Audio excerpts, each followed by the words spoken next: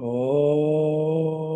अज्ञानतिमिरान्धस्य ज्ञानाञ्जनशलाकया चक्षुरुन्मीलितं येन तस्मै श्रीगुरवे नमः। श्रीचैतन्यमनोभीष्टं स्थापितं येन भूतले स्वयं रूपः कदा मह्यं ददाति स्वपदान्तिकम्। नमावो विष्णुपदाय कृष्णप्रेष्ठाय भूतले श्रीमते भक्तिवेदान्तस्वामिनिति नामने। नमस्ते सरस्वती देवे गौरवाणी प्रचारिणे निर्विशेषा शून्यवादी पाश्चात्यते सतारिणे। जय श्री कृष्ण चैतन्य प्रभु नित्यानंद श्री अद्वैत गदाधर श्रीवासादि गौर भक्त वृंद। हरे कृष्ण कृष्ण कृष्ण कृष्ण हरे हरे हरे राम राम राम हरे हरे। ओम नमो भगवते वासुदेवाय। ॐ नमो ॐ नमो भगवते वासुदेवाय। ओम नमो भगवते वासुदेवाय। ॐ ॐ नमो नमो भगवते भगवते वासुदेवाय। वासुदेवाय। ओम नमो भगवते वासुदेवाय। ॐ नमो भगवते वासुदेवाय। हरे कृष्ण। హరే భక్తులందరికీ శ్రీకృష్ణ శుభమస్తు. మరి ఈరోజు భాగవత కథలలోని పురంజనుడు గురించి మనము ఈ రోజున మనం చర్చించుకుందాం.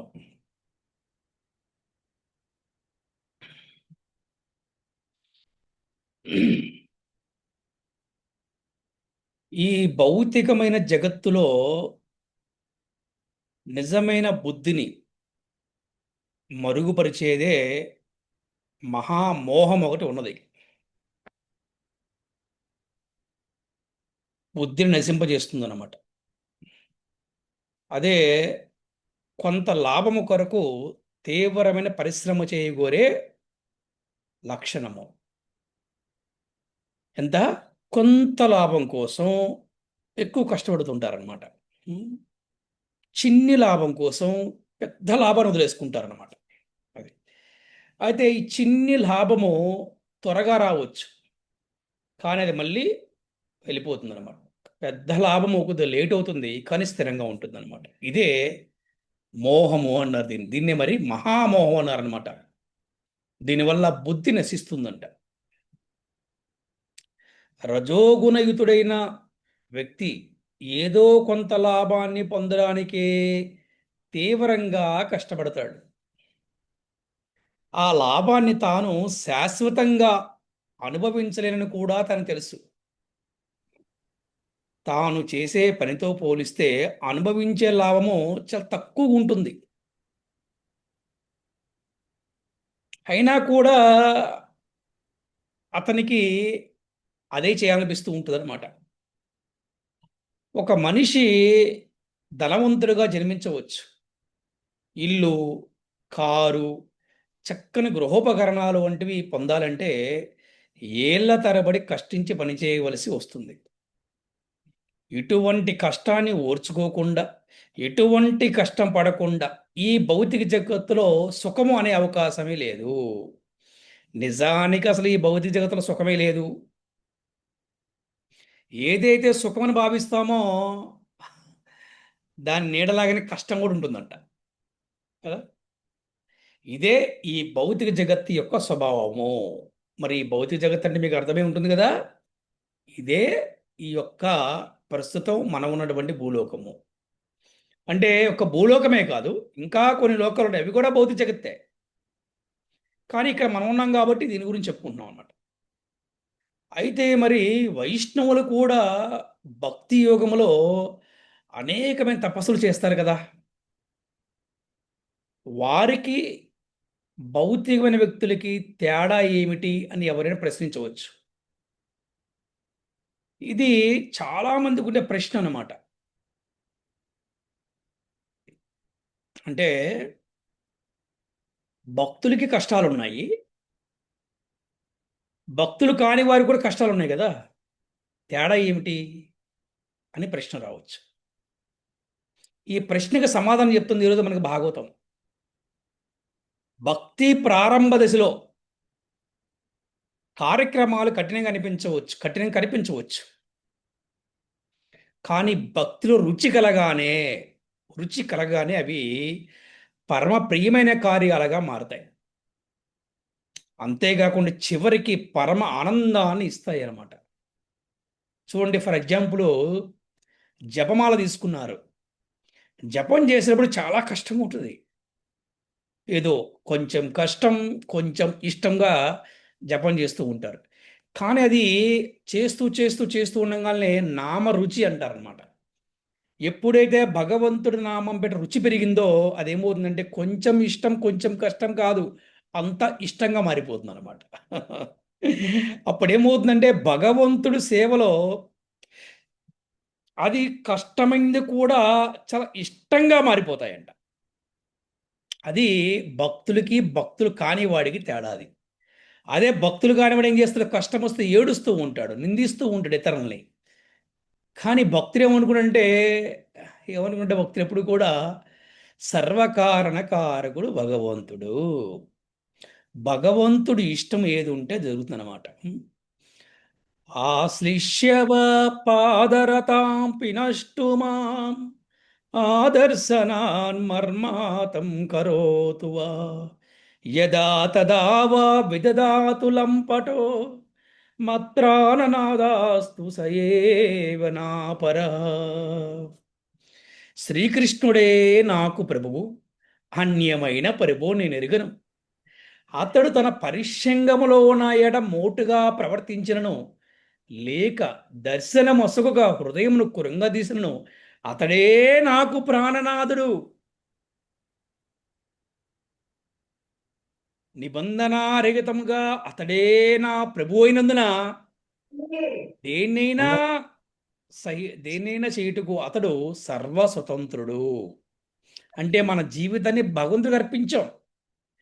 కృష్ణుడే నాకు ప్రభు, అన్యమైన ప్రభువు నేను ఎరగను అంటే మన సర్వస్వాన్ని భగవంతుడికి అర్పించాం. దాన్నే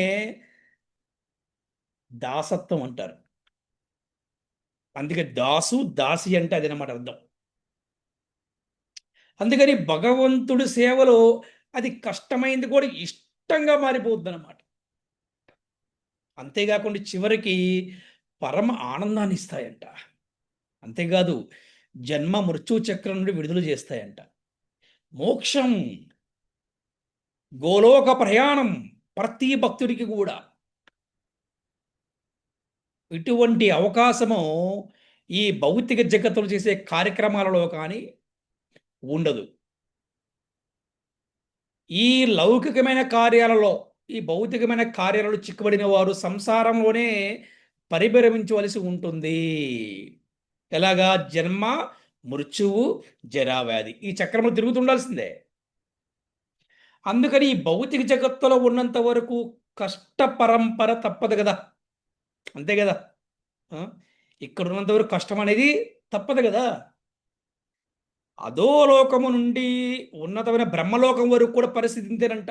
ఇక్కడ భూలోకమే కాదండి, బ్రహ్మలోకం వరకు ఇదే పరిస్థితి అంట. ఇటువంటి విషయాన్ని తెలుసుకొని ప్రాచీన బర్హి అనే ఒక భక్తుడు తన గురువైన నారదుని ద్వారా మార్గోపదేశాన్ని పొందిన కథనమే పురంజన చరితము. ఇది శ్రీమద్ భాగవతములోని చతుర్థ స్కందములో వస్తుంది, అంటే 4వ స్కందములో వస్తుందన్నమాట. పురంజన చరితము ద్వారా ప్రాచీన బర్హి ఏ విధంగా మారాడో తెలుసుకుందాం మనం ఇప్పుడు. పృథు మహారాజు యొక్క జ్యేష్ఠపుత్రుడు విజితాసుడు తండ్రిలాగానే అతడు కూడా గొప్ప యశోవంతుడయ్యాడు. చక్రవర్తిగా అయిన తర్వాత కూడా అతడు తన సోదరుల పట్ల అమిత అనురాగంతో వారికి 4 దిక్కులను కూడా పరిపాలన కొరకు ఇచ్చేశాడు. పూర్వము విజితాసుడు ఇంద్రుణ్ణి ప్రసన్నము చేసి అంతర్ధానుడనే పేరును కూడా పొందాడంట. విజితాసుని భార్య శిఖండి, ఆమెకు 3 పుత్రులంట. వారిలో ఒకడు పావకుడు, రెండవ వాడు పవమానుడు, మూడవ వాడు శుచి అనేవారులంట. నిజానికి ఈ 3 కూడా అగ్నిదేవతలేనంట. కానీ వశిష్ఠుని శాప కారణంగా వారు విజితాసునికి పుత్రులుగా జన్మించారంట. జన్మ తర్వాత వారు తిరిగి అగ్నిదేవతలే తమ స్థానానికి వెళ్ళిపోయారంట. మరి విజితాసుని రెండో భార్య పేరు నభస్వతి. ఆమె వలన విజితాసునికి హవిర్ధానుడనే పుత్రుడు కూడా జన్మించాడంట. పరమ ఉదారుడైనటువంటి విజితాసుడు చక్రవర్తిగా తాను చేయవలసిన కఠినమైన కార్యాలను కూడా చేసేవాడు కాదంట. అతనికి పన్నులు తీసుకోవటం, దోషులను శిక్షించడము, జరిమానాలు విధించడము వంటివి అతనికి ఇష్టం లేకుండా ఉండేవన్నమాట. అంటే ఎవరిని కూడా అసలు బాధ పెట్టేవాడే కాదు విజితాసుడు. ఆ పనులన్నీ కూడా విడిచి అతడు యజ్ఞ నిర్వహణలో మునిగి ఉండేవాడంట. యజ్ఞ నిర్వహణతో పాటు అతడు ఆత్మదర్శనం కలిగిన వాడే భగవత్ సేవను కూడా చేసేవాడంట. ఆ విధంగా అతి సులభంగా అతనికి భగవద్ధామానికి చేరుకున్నాడంట. ఎవరు? విజితాసుడు. ఇప్పుడు మళ్ళీ నెక్స్ట్ చూడండి, విజితాసుడు వంశం చూడండి ఎలా కంటిన్యూ అయిందో. విజితాసుడు పుత్రుడైన హవిర్ధానుడికి హవిర్ధాని అని ఒక భార్య ఉందన్నమాట. వారికి బర్హిషదుడు, గయుడు, శుక్లుడు, కృష్ణుడు, సత్యుడు, జితవ్రతుడని 6 పుత్రులు జన్మించారంట. వీరిలో మొదటివాడే బర్హిషదుడు. ఇతని గురించే ఇప్పుడు మనం చెప్పుకుంటున్నాం. ప్రాచీన బర్హి, ఇతనే ప్రాచీన బర్హి అని నామకరణం అనమాట. ఇతనే ప్రాచీన బర్హి అంటారనమాట. గుర్తుపెట్టుకుని అందరూ కూడా. ఈ ప్రాచీన బర్హినే నారదముని ఏ విధంగా మార్చాడు ఈరోజు కథ అనమాట. ఓకే, ఈ ప్రాచీన బర్హికి పురంజనుడు కథను వినిపించాడు నారదముని గారు. అదే ఇప్పుడు మనం తెలుసుకోబోతున్నాం. హరే కృష్ణ ప్రభుజీ. ప్రాచీన బరిహే అని ప్రభు, బలియా ప్రభు, అర్థం కావట్లేదు. బర్హి, బరిహి. ఓకే రీ కింద హావు, ఓకే బర్హి. ఓకే, సో మేబీ కరెక్ట్ కాదామో, ఎందుకంటే నాకు ఒత్తులు పొల్లులు అయితే నాకు పెద్దగా తెలియదు. బట్ పర్రి అనుకున్నాను, మళ్ళీ చూద్దాం తర్వాత. Okay, బర్హి correct Prabhuji. కరెక్టే కదా? థ్యాంక్ యూ ప్రభు. మీకు బాగా అనుభవం ఉంటుంది. యా, సో అతనే ఈ ప్రాచీన బర్హి అనమాట. ఎవరు? విజితాసునికి మొట్టమొదటి కుమారుడు అనమాట. అలాగా ఇతను కూడా తండ్రిలాగా నానా యజ్ఞ నిర్వహణలో ప్రవీణుడయ్యాడు. యోగ సాధనలో కూడా అగ్రసరుడు అయ్యాడంట. అతని సద్గుణాల చేత అతడు ప్రజాపతిగా అయ్యాడంట. అది ప్రపంచమంతటా కూడా యజ్ఞాలు నిర్వహించిన బర్హి, అంటే ప్రాచీన బర్హికి బ్రహ్మదేవుడు సముద్రతనైనటువంటి శతధృతిని వివాహం చేసుకోమని ఉపదేశించాడట. ఎవరు? బ్రహ్మదేవు ఉపదేశించాడు ఈ ప్రాచీన బర్హికి. ఏమని? సముద్ర కూతురుడైనటువంటి శతధృతిని వివాహం చేసుకోమని చెప్పాడంట. ఆమెను వివాహం చేసుకున్నాడు. పరమ సౌందర్యవతి అయిన ఆమెను చూసి అగ్నిదేవుడే మోహితుడయ్యాడంట. అలాగా చాలామంది దానవులు, గంధర్వులు, మునులు, సిద్ధులు, నరులు, నాగులు అందరూ కూడా మోహానికి గురయ్యారంట. మొత్తానికైతే ప్రాచీన బర్హి శతధృతి దంపతులకు 10 మంది పుత్రులు కలిగారంట. ధర్మయుతులు అంట వాళ్ళందరూ కూడా.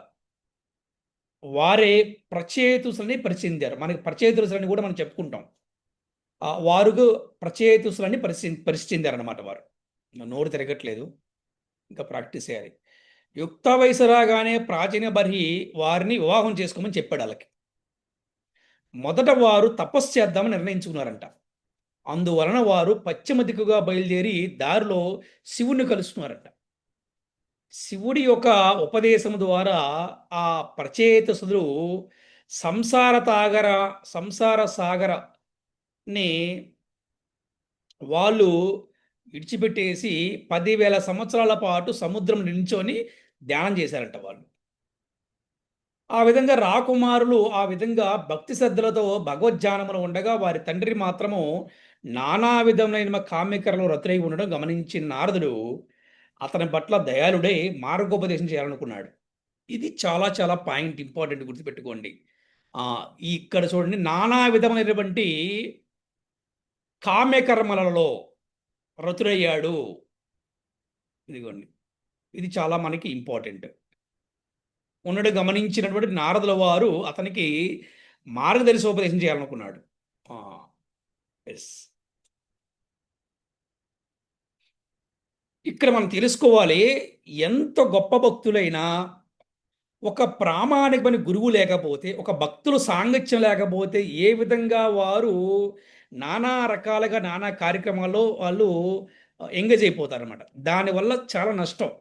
అటువంటప్పుడే సాక్షాత్ భగవంతుడు శక్తి అయినటువంటి గురుదేవులు ఈ బద్ధజీవుల్ని వారు ఉద్ధరిస్తూ ఉంటారు.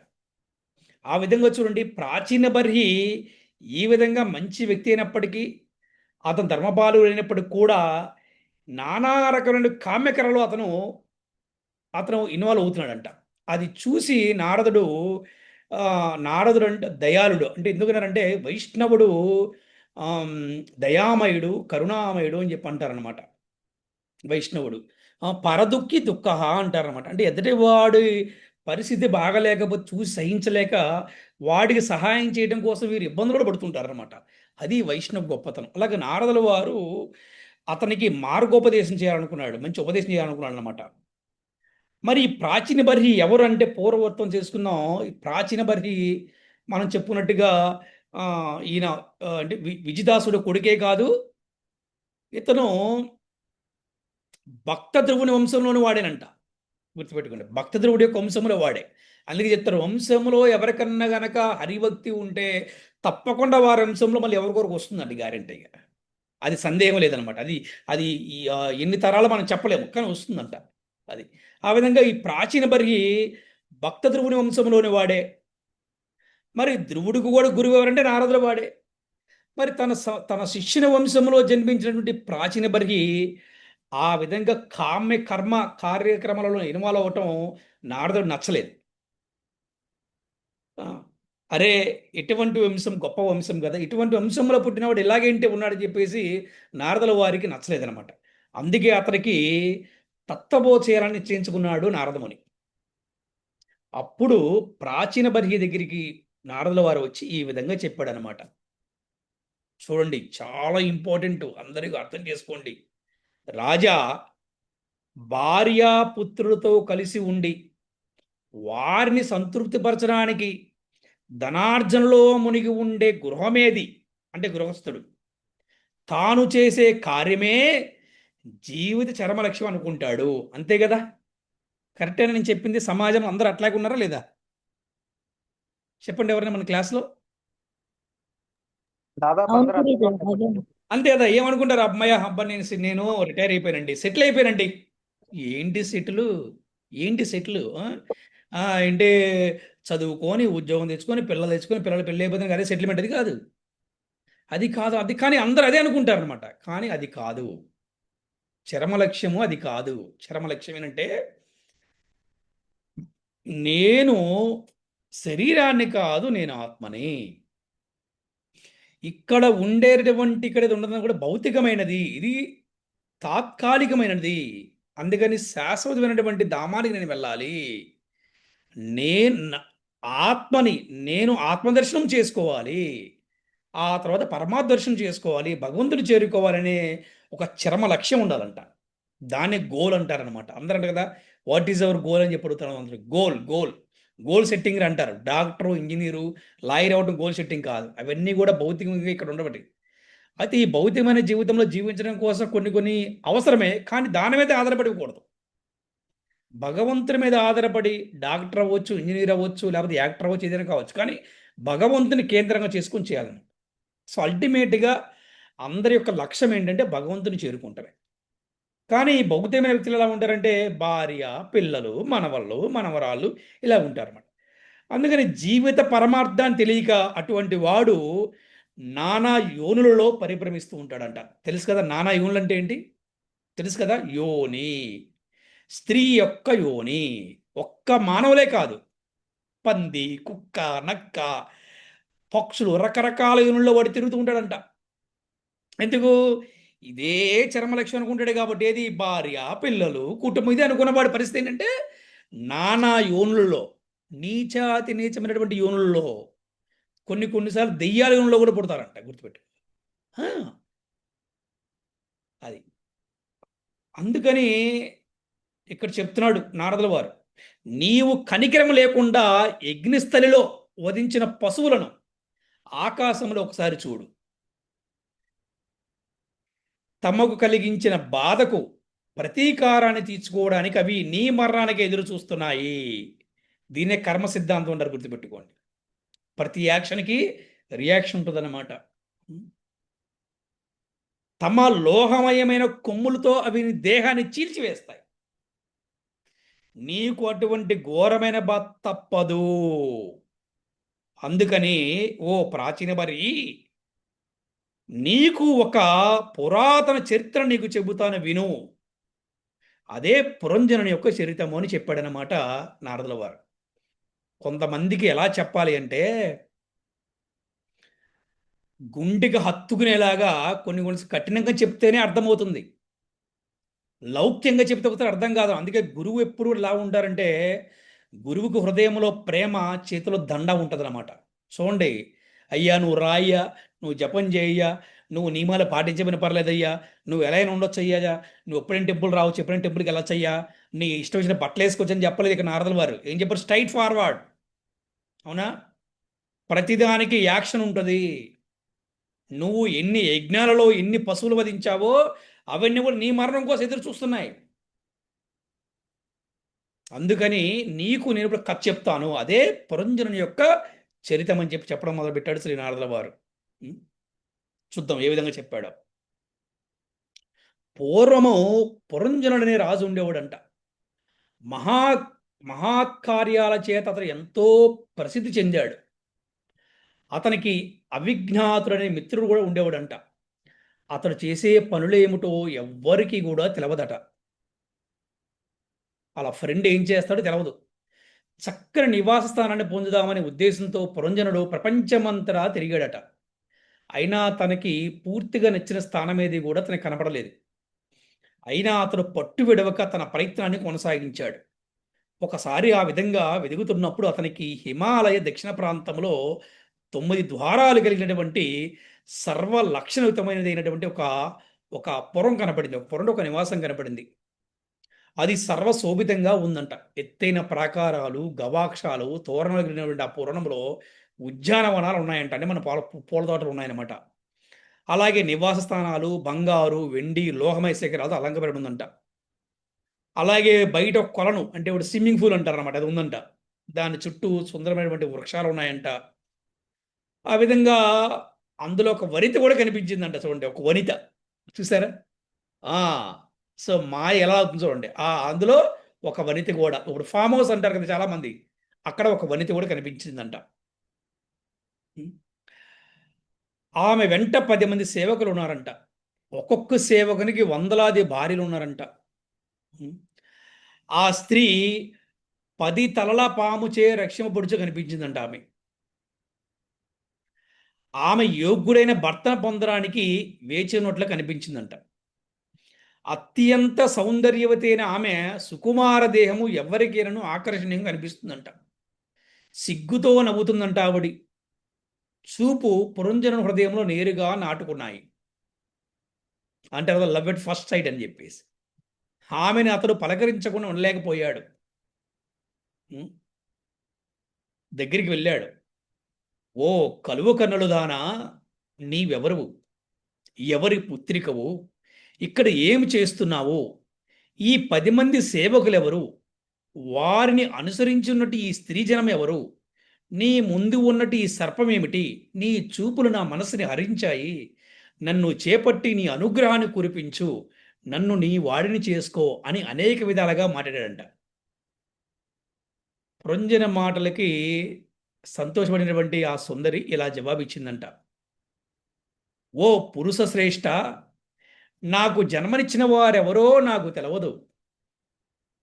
నా వెంట ఉన్న వారి గోత్రనామాలు కూడా నాకు తెలియవు. ఇక్కడ ఉన్నామని మాత్రమే నాకు తెలుసు. తర్వాత ఏం జరగబోతున్నదో కూడా నాకు తెలియదు. ఈ సుందరమైన ప్రదేశాన్ని నిర్మించింది ఎవరో కూడా నాకు తెలియదు. నా వెంటనున్న ఈ పురుషులు, స్త్రీలు, నా సకులు, ఈ సర్పము ఎల్లప్పుడూ ఈ పురాన్ని రక్షిస్తూ ఉంటుంది. ఇంత మాత్రమే నాకు తెలుసు. రాజా, నువ్వెంత సుందరుడువు, బలశాలివి. నిన్ను ఏ వనిత భారీగా స్వీకరించకుండా ఉంటుంది చెప్పు. నీవు భాగ్యవశాత్తుగా నీవు ఇక్కడికి వచ్చావు. గృహస్థ జీవనం ఎంతో ఆనందదాయకమైనటిది. అది గృహస్థనికే గాక పితృదేవతలకు, దేవతలకు, ఋషువులకి, సాధువులకి అందరికీ కూడా లాభకరము. నా వంటి అనాథ స్త్రీకి కరుణతో నువ్వు చూపిన ఆదరణానికి ఎంతో కృతజ్ఞారాలయ్యాను అని చెప్పిందనమాట. ఇక్కడ ఒక ప్రశ్న రావచ్చు, గృహస్థుడి వల్ల ఇంతమంది లాభమా అని. గృహస్థుడికి ఎంత ఇంపార్టెన్స్ ఇచ్చారు చూడండి శాస్త్రాలలో. గృహస్థ జీవనం ఏమి పాపం కాదు, గృహస్థ జీవనం అశాస్త్రీయమైనది కాదు. చూడండి, గృహస్థ జీవనం వల్ల లాభం చెప్తున్నారు. ఏంటంటే పితృదేవతల లాభం. అంటే ఎందుకు చెప్తారు ఎవరైనా?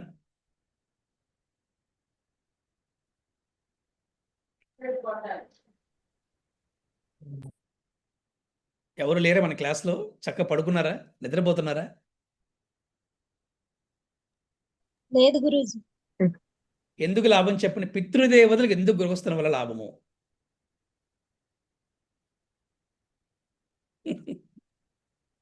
వాళ్ళకి చేయాల్సిన కర్మలు పుత్రుల వల్ల జరుగుతాయని అనుకుంటున్నాను గురూజీ. పితృదేవతలకి వారు ఆహారాన్ని సమర్పిస్తారు. ఏంటి? సో దేవతలకి ఏంటి లాభం అంటే యజ్ఞాలు యాగాలు చేయటం వల్ల దేవతలకి యజ్ఞంలో బాగా వెళ్తుంది. ఋషులని, సాధువులను పోషించవలసిన బాధ్యత గృహస్థులదే. ఎస్, అందుకే ఒక గృహస్థుడు ఎప్పుడు కోరుకుంటా నా ఇంటికి వాళ్ళు సాధువు వస్తే బాగుండు, నా ఇంటికి ఋషి వస్తే బాగుండు, వారిని దానం చేయాలని చెప్పేసి ఉంటాడు. అదే గృహస్థుల యొక్క ధర్మం అన్నమాట.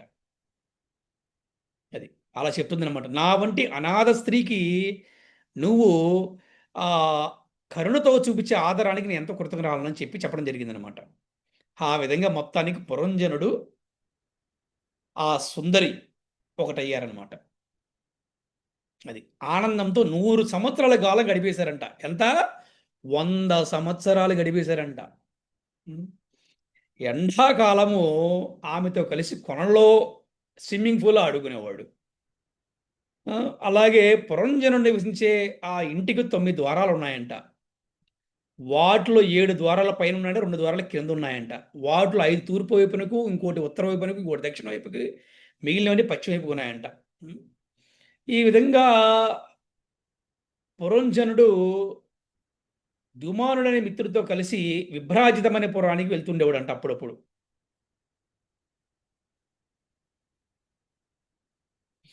సరే, ఈ విధంగా పురంజనుడు మిత్రుడితో కూడా అప్పుడప్పుడు కలుస్తూ ఉండేవాడు.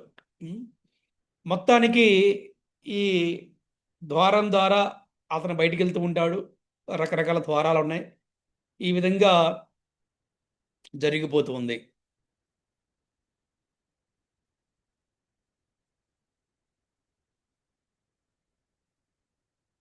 మొత్తానికి పురంధనుడు ఏ విధంగా జీవితాన్ని సాగించండి, మొత్తం తన భార్యే జీవితము అనే విధంగా కాలం గడిపేయటం మొదలుపెట్టేశాడు. తన భార్య మద్యపానం చేస్తే పురంజనుడు మద్యపానం చేసేవాడంట. చూడండి, ఆమె భోజనం చేస్తే తాను భోజనం చేసేవాడు, ఆమె పాడి తాను పాడేవాడు, ఆమె ఏడిస్తే తాను కూడా ఏడిచేవాడంట, ఆమె నవ్వితే తాను కూడా నవ్వేవాడంట, ఆమె మాట్లాడి తాను కూడా మాట్లాడేవాడు, ఆమె నడిస్తే తాను కూడా నడిచేవాడు, ఆమె నడిచిపోతే తాను కూడా నిలిచిపోయేవాడు, ఆమె పడుకుంటే ఈయన కూడా పడుకునేవాడు, కూర్చుంటే కూర్చుండేవాడు, నించుంటే నించుండేవాడు. అలాగే ఆమె ఏదంటే అదే పురంజనుడు తాను వినేవాడు అనమాట. భార్య దీనిని చూస్తే తాను కూడా అదే కళ్ళప్పకి చూసేవాడంట. ఆమె దేనిని వాసన చూస్తే దాన్నే తాను కూడా వాసన చూసేవాడంట. ఆమె దేనిని తాకితే తను కూడా దాన్నే తాకేవాడంట. ఆమె ఏడిస్తే ఇతను కూడా ఏడ్చేవాడంట. ఆవిడ ఎంత ఆనందంగా ఉంటే ఇతను కూడా అంత ఆనందంగా ఉండేవాడంట. ఆమె ఆనందమే తనకు ఆనందంగా మారిపోయింది పురంజనుడికి. ఈ విధంగా పురంజనుడు పూర్తిగా భారిచే మోహితుడై వంచితుడు అయిపోయాడంట. యజమాని ఆజ్ఞ మేరకు నర్తించే క్రీడామృగంలాగా అతడు భార్య ఇష్టానుసారము వర్తించసాగాడు. ఆ విధంగా కాలం గడిచిపోగా సాగుతుందంట. ఇక ఒకరోజు పురంజనుడు ధనస్సును చేపట్టాడంట. ఆయన అరణ్యాన్ని వేటకెళ్ళాడు. అతని వెంట 11 మంది సేవకులు కూడా వెళ్ళారంట. అలాగే ఈ వేగంగా పరుగు తీసే 5 గుర్రాలని పూంచబడినటువంటి రథంలో పురంజనుడు అరణ్యానికి వెళ్ళాడు. ఈ పురంజనుడు ప్రయాణించే రథానికి 2 చక్రాలు, మరి ఒక ఇరుసు, 3 ధ్వజాలు, ఇవన్నీ కూడా ఏవైతే ఆయుధాలన్నీ కూడా ఉన్నాయి. ఆ ఆ ఒక రథం అంటే బంగారంతో చేయబడిందంట. ఇంతకాలము రాణి సాంగత్యానికి క్షణమైన విడవడానికి ఇష్టపడిన పురంజనుడు ఇప్పుడు భార్యని పట్టించుకోకుండా అడవికి బయలుదేరాడు. అడవిలోకి వెళ్ళగానే అతనిలో అసురీ ప్రవృత్తి వచ్చేసిందనమాట. ఎలాంటి దయ లేకుండా అమాయక జంతువుల్ని చంపడం మొదలుపెట్టాడు.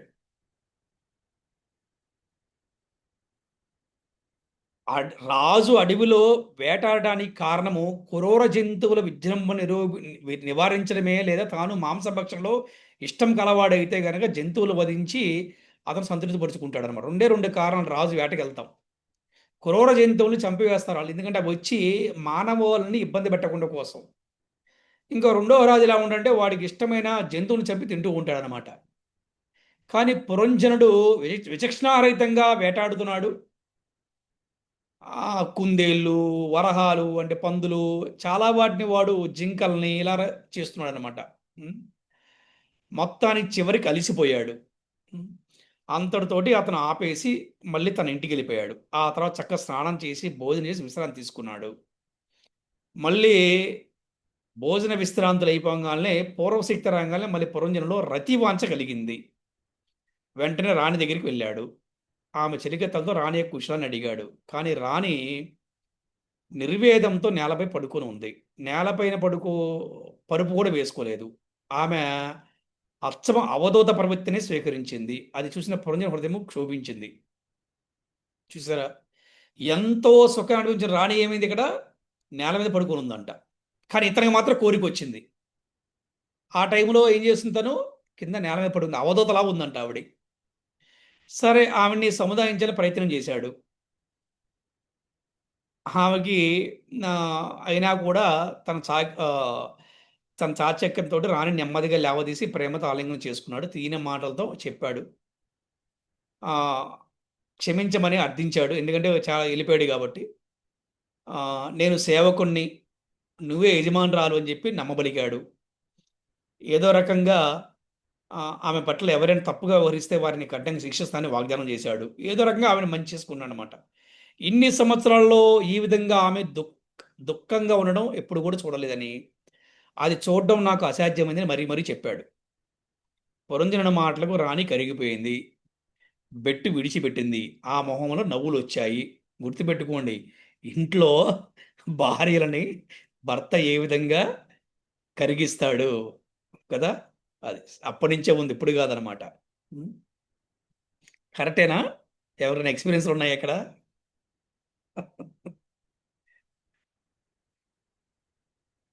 ఆ విధంగా వెంటనే కళ్ళు తుడుచుకొని లేచింది, స్నానం చేసి కొత్త బట్టలు కట్టుకుంది, భోజనం చేసి రాజు దగ్గరికి వెళ్ళింది. మళ్ళీ చక్కగా వారు గాఢలింగ చక్కగా ఇద్దరు కూడా మళ్ళీ మునిగిపోయారు, సరసాలలో మళ్ళీ మునిగిపోయారు. మళ్ళీ చాలా కాలం గడిచిపోయింది. ఎంతకాలం గడిచిపోయిందో పురంజనుడికి ఏమాత్రం కూడా గుర్తు రాలేదు. కాలంలో అతనికి పురంజనునికి 1100 మంది పుత్రులు పుట్టారంట. చూడండి ఎంతమంది, 1100 మంది పుత్రులు పుట్టారంట.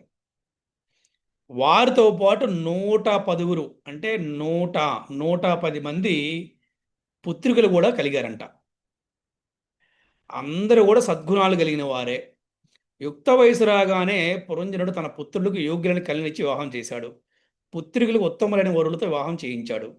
ప్రతి పుత్రుడు కూడా తర్వాత వందలాది పుత్రులను కన్నాడు. దానితో పంచాలపురము పురంజనుని సంతానంతో నిండిపోయిందంట.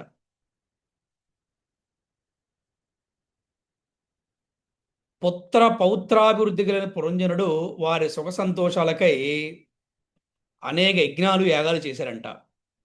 అవన్నీ కూడా జంతు బలులతో కూడినవై ఘోరమైనవిగా ఉన్నాయంట అవన్నీ కూడా. అంటే ఆ రోజుల యజ్ఞాలలో ఈ జంతువుల్ని బలి ఇచ్చేవాళ్ళు ఆ రోజులు. ఇప్పుడు అది లేదు. ఈ కలియుగంలో వాటిని నిషేధించారనమాట. నిజానికి వారంతా తాను ఏర్పాటు చేసిన రాజ్యాన్నే వారు ఆ, ఏమంటారు కోశాగారాన్ని, సామగ్రిని, సమస్త సంపదని కొలగొట్టేవారు అయినప్పుడు కూడా వారి సాంగత్యం అతనికి ఎంతో ఆనందాన్ని ఇవ్వసాగింది. పురంజనుని జీవితము ఇలా సాగిపోతున్న సమయంలో చండవేగుడనే ఒక గంధర్వరాజు అతనిపైన దండెత్తాడు. ఆయన కింద 360 మంది బలవంతులైన గంధర్వ సైనికులు ఉన్నారంట. ఆ సైనికులని గంధర్వ స్త్రీగణం కూడా ఆ గంధర్వరాజ్యం అంతా ఉన్నారంట. వారందరూ కూడా ఇంద్రియ భోగ సామగ్రిని కొలగొట్టడం నేర్పరులంట వాళ్ళు. ఎందుకంటే వీళ్ళ దగ్గర చాలా ఉంది కదా, చాలా ఇంద్రియ భోగ సామగ్రి ఉంది వీళ్ళ దగ్గర. చండవేగుడు తన అనుచరులతో పురంజనపురాన్ని ముట్టడించగా 5 తలల పాము ఆ పురరక్షణకై ప్రయత్నించింది. పురంజనుని పురానికి 5 తలల పామే అధ్యక్షుడు, రక్షకుడు. అందువలన ఆ పాము 100 సంవత్సరాల పాటు గంధర్వుడితో యుద్ధం చేసిందంట. గొప్ప బలశాలురైన గంధర్వగణంతో ఒంటరిగా పోరాడే పాము క్రమంగా బలం క్షీణించిందయింది.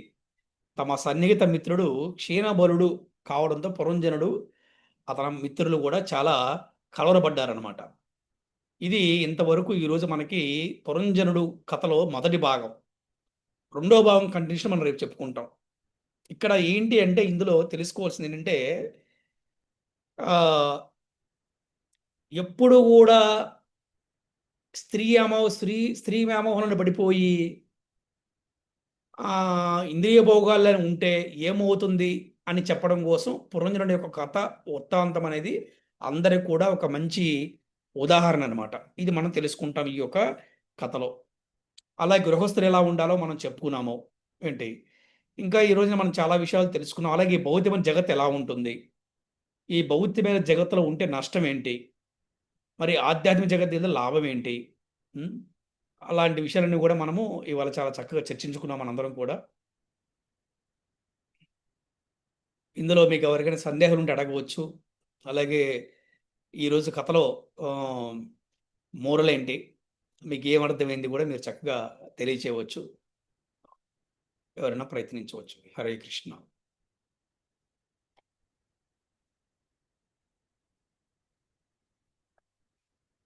హరే కృష్ణ ప్రభుజీ. ఎస్ మాతాజీ. హరే తెలుసుకున్నాను ప్రభుజీ. ఏదైనా సరే భౌతికం వైపు కాదు, ఆధ్యాత్మికం వైపుకే వెళ్ళాలి.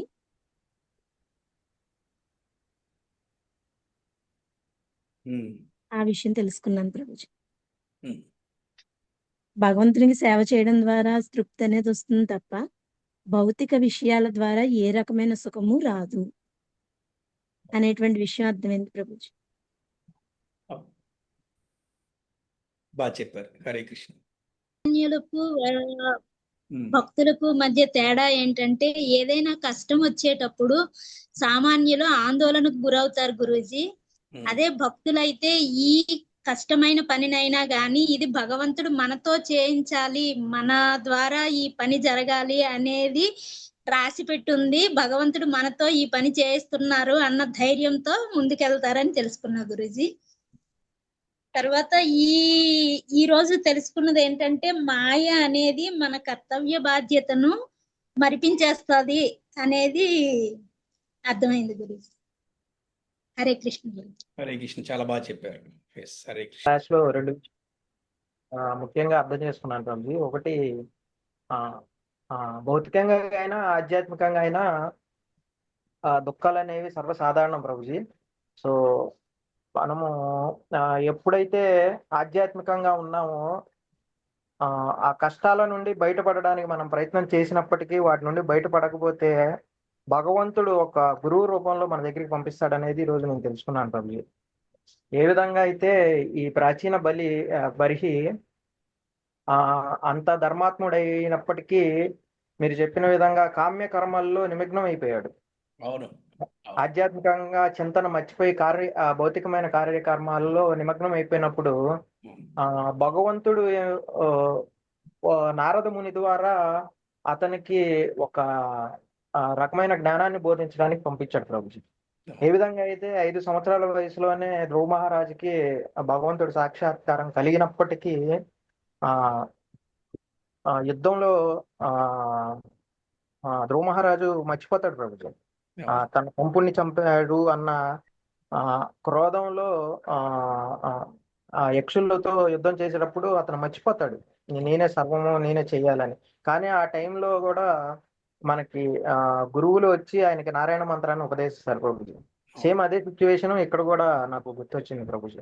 కాబట్టి ఆధ్యాత్మిక మార్గంలో ఉన్నవాడు కష్టాలు అనుభవించవచ్చు, కానీ వాటి ద్వారా నష్టం అనేది జరగదనేది నా అభిప్రాయం ప్రభుజీ. అంటే నేను ఈరోజు తెలుసుకున్నాను ప్రభుజీ. ఇంకొక విషయం ఏంటంటే ప్రభుజీ, ధర్మ జీవనం గడుపుతున్నాము అని అంటే జీవహింస చేస్తూ ఎటువంటి ధర్మ జీవనం అనేది మనిషిని ముందుకు తీసుకెళ్దనేది కూడా ఈరోజు అర్థమైంది ప్రభుజీ. ఎందుకంటే అక్కడ అనేక రకాలైన యజ్ఞాలు చేస్తూ అతను జీవహింసకు పాల్పడ్డాడు ప్రభుజీ. అక్కడ నారద మహర్షి ఆకాశంలో చూపిస్తూ ఉంటాడు, ఇదిగో చూసావా పశువులు ఎన్ని ఉన్నాయో పైన, నీ యొక్క శరీరాన్ని చీల్చి చెండాడటానికి అవి సిద్ధంగా ఉన్నాయి అని. కాబట్టి ఒక ఆధ్యాత్మిక గురువు యొక్క పర్యవేక్షణలో జ్ఞానాన్ని సంపాదించి తద్వారా మాత్రమే ఆధ్యాత్మిక కార్యాలు చేయాలనేది కూడా ఇక్కడ నేను అర్థమైంది ప్రభుజీ. హరే కృష్ణ. హరే కృష్ణ. Very good.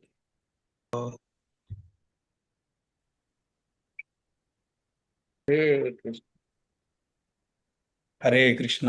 హరే కృష్ణ హరే కృష్ణ కృష్ణ కృష్ణ హరే హరే రామ హరే రామ హరే కృష్ణ హరే కృష్ణ కృష్ణ హరే హరే రామ హరే రామ హరే కృష్ణ హరే కృష్ణ హరే హరే రామ హరే హరే హరే కృష్ణ. హరే కృష్ణ ప్రభుజీ. ధన్యవాద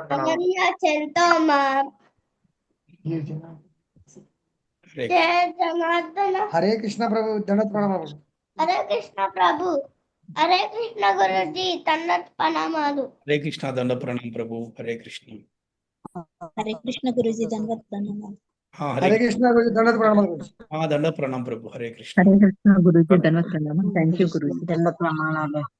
హరే ప్రణామం అంటే సాష్టాంగ ప్రమాణం. హరే కృష్ణ. Thank you.